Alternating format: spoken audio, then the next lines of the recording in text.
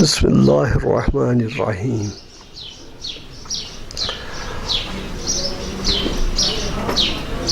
میرا نام محمد اشرف خان سرائی ہے۔ میں عنفوان شباب سے ہی جماعت اسلامی جموں کشمیر کے ساتھ وابستہ ہوا تھا۔ بالکل میں نے اپنے ہائی اسکول کی تعلیم کے دوران ہی اس تحریک کے ساتھ وابستگی کی صورت میں اپنے نظریاتی کام کا آغاز کیا ہے، اور ہمارا نظریہ ظاہر ہے کہ غلبہ اسلام کے بغیر اور عصر حاضر میں صرف اسلام کو ہی انسانی مشکلات اور مسائل کا حقیقی حل دینے والا نظریہ سمجھنے کے سوا اور کیا ہمارا نظریہ ہو سکتا ہے۔ ہمارا نظریہ تو ہمیشہ یہی رہا ہے اور آج بھی ہے، اور مسلسل انشاءاللہ اسی سفر پر گامزن ہے۔ تو آغاز میں نے ادھر سے کیا ہے، پھر جماعت اسلامی سے طریقہ کار کے سلسلے میں کچھ رائے کا اختلاف رہا۔ گیلانی صاحب اور میرا ان کے ساتھ رائے کا اختلاف رہا۔ ان لوگوں نے ہماری رائے کے ساتھ اتفاق نہیں کیا،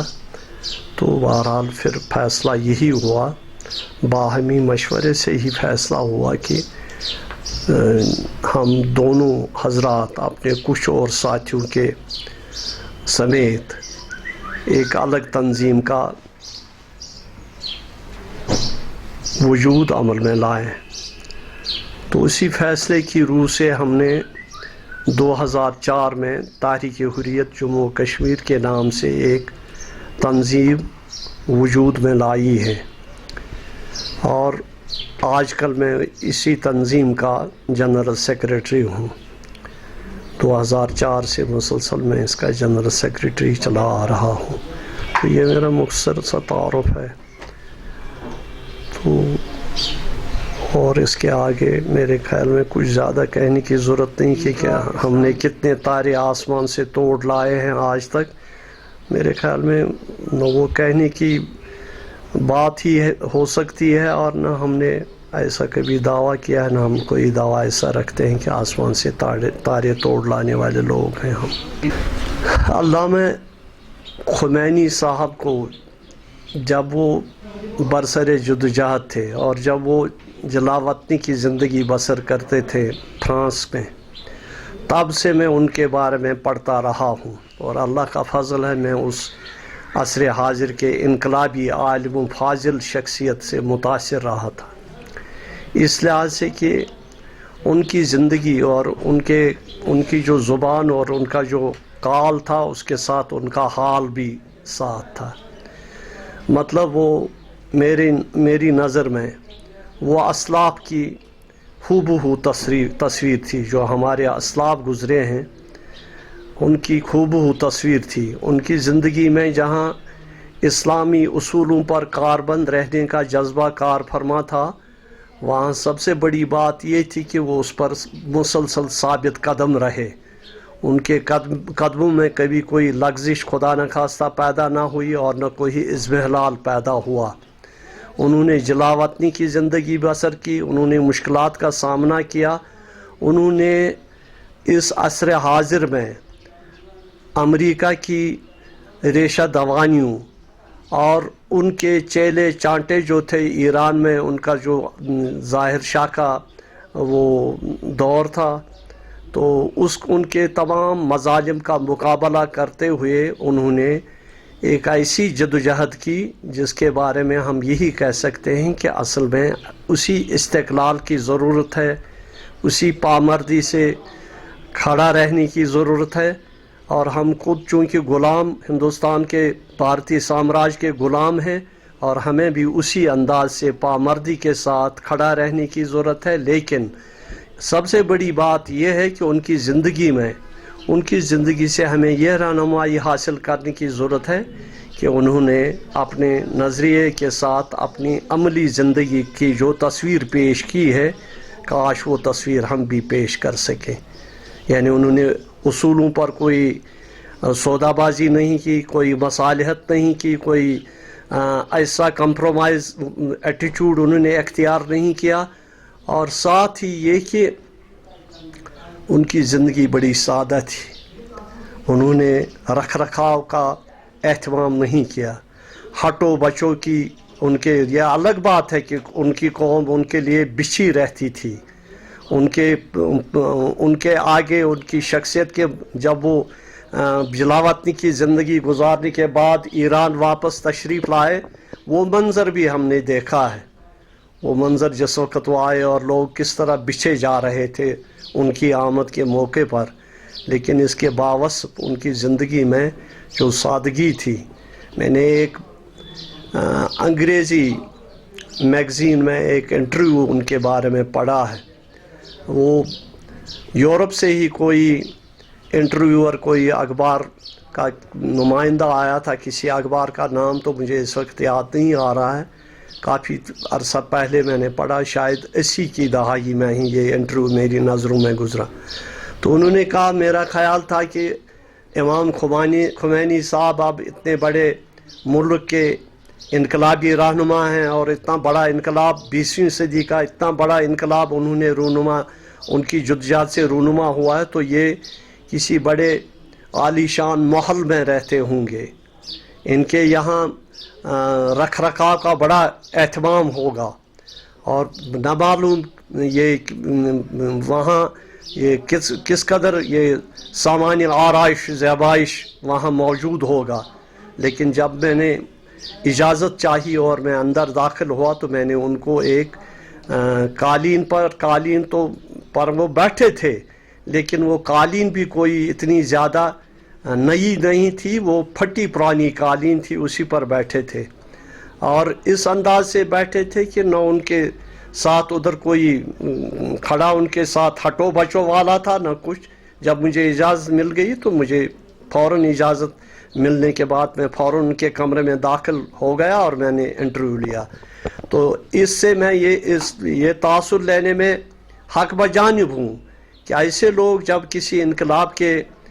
बानी हो तो फिर इनकी इतनी सादा ज़िंदगी हो कि आम आदमी की तरह वो फर्श पर बैठे थे, भले ही अगर वहाँ कालीन भी हो लेकिन कालीन पर ही बैठे थे,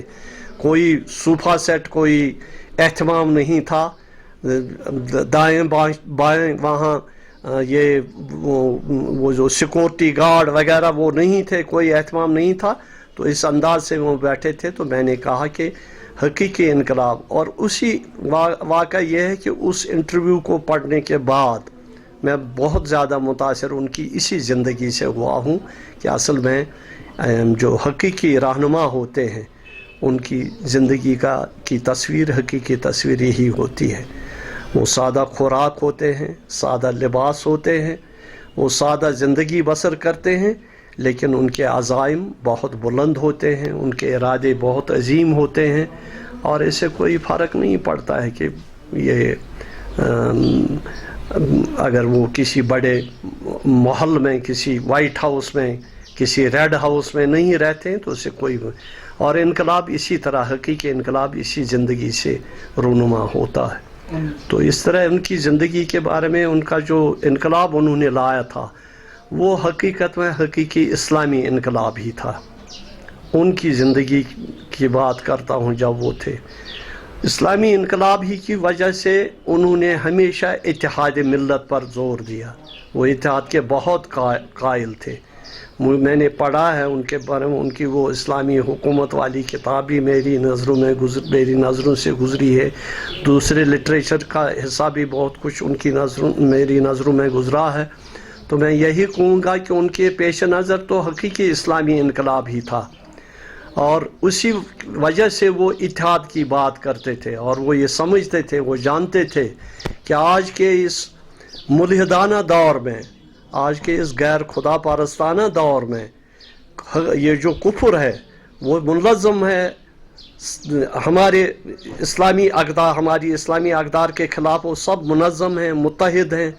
क्यों? इस रूह से कि जैसा कि प्यारे नबी सल्लल्लाहु अलैहि वसल्लम ने फरमाया है कि अल कुफ्र मिल्लतुन वाहिदा,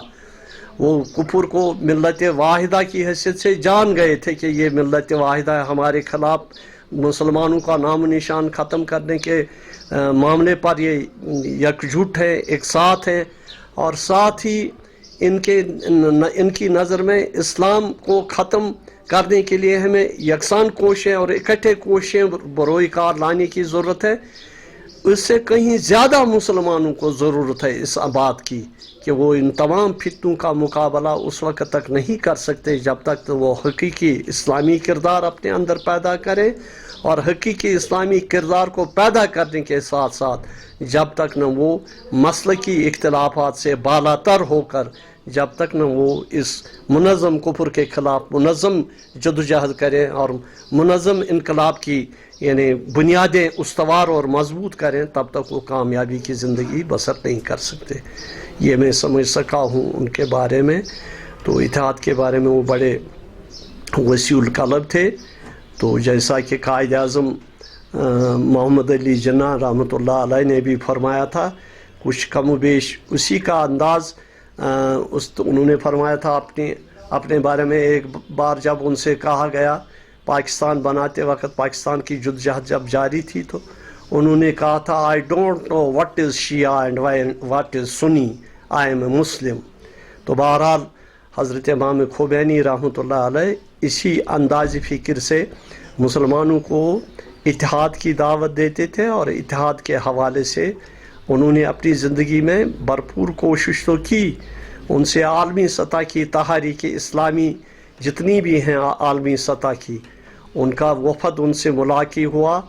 और उस वफ़द की क़यादत मेरी जमात इस्लामी पाकिस्तान मियाँ तुफ़ैल मोहम्मद साहब कर रहे थे। मैंने उनके तासुरात भी पढ़े हैं, उन्होंने भी क्या उस इनकलाब को देखकर क्या कहा है। वो भी कह रहे थे कि जब वहाँ गए हम तो खोमैनी साहब को इसी तरह यानी किसी तकल्लुफ़ वाली ज़िंदगी को, यानी तकल्लुफ़ वाले मकान में या पुरतकल्लुफ़ और पुरतायुश अंदाज़ी ज़िंदगी में हमने नहीं देखा। हमने इस अंदाज से देखा कि वो बहुत खुदा परस्त थे, खुदा तरस थे और आबिद थे, जाहिद थे, और इस तरह अपने मुल्क की यानी बागडोर वो खुद तो नहीं इस अंदाज से नहीं संभाली उन्होंने, लेकिन थे वो ही बहरहाल उस वक़्त बानी मबानी इस नई ममलकत के, इस्लामी ममलकत के। तो वो जिस अंदाज से चला रहे थे वो खालिस लिवजहिल्लाह और खालिस रज़ाई इलाही के तहत वो अपनी ज़िंदगी का बेशतर हिस्सा उन्होंने इसी जदोजहद में गुजारा, और इसी तरह उनकी ज़िंदगी का अंजाम भी इंशाअल्लाह बखैर हुआ, उसी इनकलाब पर, उसी कलमे पर और उसी नारे हक़ पर, जो नारे हक़ उन्होंने 14 साला जलावतनी की ज़िंदगी में भी दिया, उससे पहले भी दिया, और उसके बाद जब इनकलाब रूनुमा हुआ ईरान में, तो उसके बाद भी जब तक वो ज़िंदा थे वो इसी तालीम और इसी नारे के वो अलमबरदार थे, और उन्होंने इसी तरह पूरी मुस्लिम दुनिया को अपनी तरफ मुतवज्जा करके बहुत काबिल कदर यानी जगह मुसलमानों के दिलों में पाई।